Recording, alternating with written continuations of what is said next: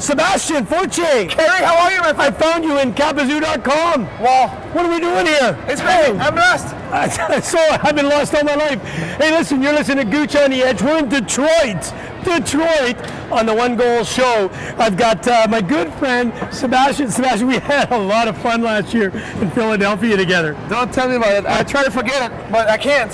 Now listen, we're gonna before we get into all the things you're doing. This guy's an entrepreneur, and later With two ends. two ends. And you know what's going to be really exciting? We've got Denny Lemieux. You know, it's my buddy Yvonne Barret. We're going to get him up here. We're going to do this in French. Can you believe it? He probably can do it in German too, because we've taken him all across the world. Listen, Sebastian, the first time we met, I got a chance to come down. We played a little golf in, where the heck Is was that when that? you lost 10 balls? Is that it? That was the first hole.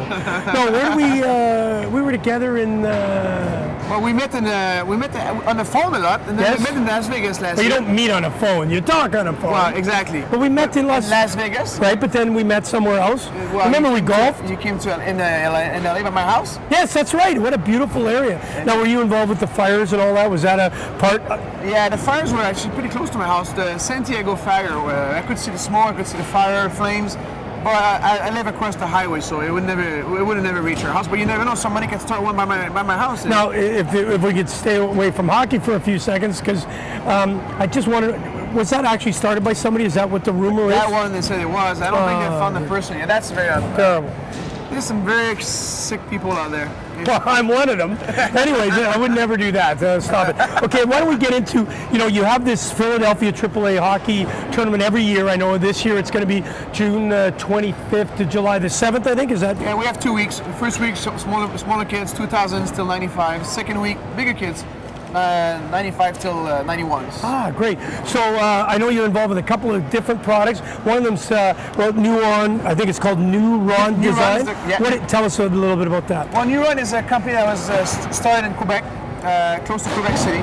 And the guy that started the company is an inventor. He likes to invent things. The first thing he's inventing, it's coming out in the stores in February. That's what this is? This concept. Now, someone will look at this and think this is like, I don't play roller hockey, or I do play roller hockey. Well, this is for ice hockey players to work on their skating outdoor and have the same result as being on the ice. So the two front wheels, they rock, as well as the two back wheels. So when you push and you do your full extension and you're skating, this is going to go and reach your last 2, 3, 4 inches. Right, exactly. And you can get the full stride. So you watch yourself skating on the ice, and you have the same camera taking your footage of you off the ice, you'll have the same exact stride. So I'll tell you what, I was very fortunate to play hockey for a living, and then I got a chance to play for the German national team, inline hockey, and I went from these almost like feeling like I was on skis, and then I went to another product that had this kind of rocker system to it, and now that I see this is absolute, what an innovation. They have tried to do this, they have tried to make something similar to this, but I mean, I've seen hundreds of people try it with my own eyes, and what I do, I say, go try it. Wait, you come back. So what do you think? It's like ice.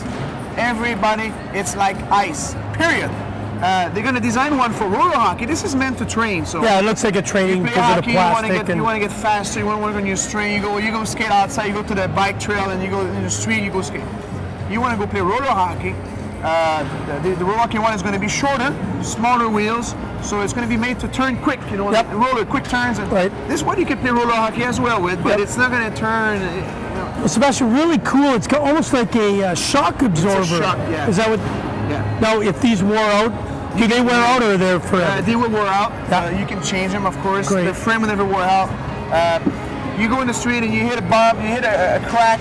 You can put a hockey stick on the ground and you can skate over the stick and you'll just go over it. Well, I'm telling you, I know I'm going to buy a pair and put them on, and I'm going to try that out, get in shape for next year's men's league hockey. Let's talk a little bit about, let's go away from the sport now. Let's talk about Sebastian Forche, a really interesting person. Tell us a little bit about your hockey experiences, why you can say what you're saying about this, but also you're doing a phenomenal job with One Hockey. Yeah, One Hockey is the company. Team One Hockey is the tournament we have. You know, what I really noticed in the past few years, I've been in the U.S. and Canada, is the tournaments out there are, I would not say unorganized, but when I was a kid and I would go to a tournament, I remember a couple of them, and I'll never forget about it. It was an experience. It was like you walk into the rink, you get the mascot here, you get the band there, you get a free hat here, you shoot a puck there. It's fun. You know, the music during the games, the awards, the all-stars, and so one hockey it's like that. The tournament is well organized. You go there, and most parents will tell us this is the best organized tournament I've ever seen. One. Second is Team One hockey. Team One hockey is everything that plays in a tournament represents a state, a province, a country. Yep. So the players are coming in as Team One Hockey Virginia, Team One Hockey Texas, Team One Hockey Ontario. We did very good. We were a good hockey team. I mean, I was very proud to have you and help me on that aspect. That was amazing. Yeah. And I mean, it's going to grow. And last year we had 6 countries involved. That was incredible. How many people and just the excitement. Keith Primo popped by to say hello, and there are a lot of other. This year, Jean-François Jonf, pitched for Anaheim Ducks from Quebec. Absolutely. So far, we have coaching our teams. Norman Rochford, 15 years in NHL. Randy Burridge, Wayne Gretzky's favorite left winger, Randy Burridge. Bill Huard. Yes, absolutely. Curtis Joseph was there last year. I mean, we have a lot of NHL guys that are there. I mean, we have a list. It's a hockey reunion. It's almost like a trade show. Now let's. It is a trade show, and we're going to be a big part of it. Capazoo.com will be down there this year. 29 Sports will be there. But what I wanted to ask, let's talk about Sebastian just for a few seconds. I know we're going to wrap this up because I got Danny Lemieux sitting in the wings. He wants to interview you in French. Oh boy. Oh hey. I think I lost a little bit of that. I don't know if he can speak French either. He's had a tough time with English, French, and German. The language of love. Let's not go there. Hey, listen, well, I'm wearing a tuxedo shirt from ProJoy. Maybe I can get married today. Listen, let's talk about Sebastian, the person. Okay. Give us a little bit about your hockey background and your career. It's really interesting. This is a really, really good hockey player, let me tell you. I played with you once, and you got talent, buddy. When I think my teeth, I'm scared though. No, I played the junior hockey in Quebec. I was signed with the Montreal Canadiens when I was 18. I didn't have at that time what it took to go NHL, so I signed a contract, but I mostly my career in the East Coast, West Coast, American League a little bit. I got to meet a lot of people and playing in 12 different cities, and you know, I just love things to be interested in it. When I work on something, a project or a tournament, I put myself in the consumer's shoes, in the parent's shoes. What do I want? What do I need to be happy at that place with this product? You know, so I love working with hockey. It's a passion. I don't work. I live it. Exactly. We too. There's no question. Yeah. We're very blessed because we played a little hockey, but now we actually get to live hockey in a different perspective. Yeah. Final thoughts. Number one. Stanley Cup winner this year, going on the edge? I would have to say Detroit so far. I wish I could say the Ducks, but goodness, they're gonna have to pick it up. Yeah. And your most favorite moment in hockey? What would you say if your kids are sitting out there? What would you say to them about what you enjoyed about hockey and your favorite moment? Well, favorite moment was just not going to happen to every kid out there.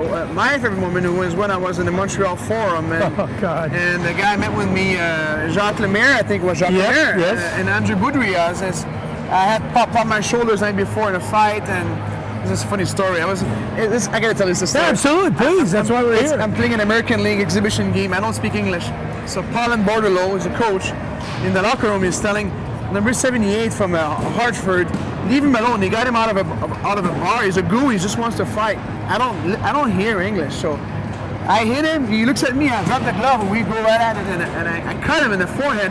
But when I punched it, my shoulder popped out. Oh no! Geez. So I'm off the ice, and so the next day they're gonna tell me, okay, we're gonna sign you, or we're gonna thank you, and you couldn't sign. Come back next year. So they met me, and we met with Serge Savard, and we're gonna go ahead and sign you. My heart was.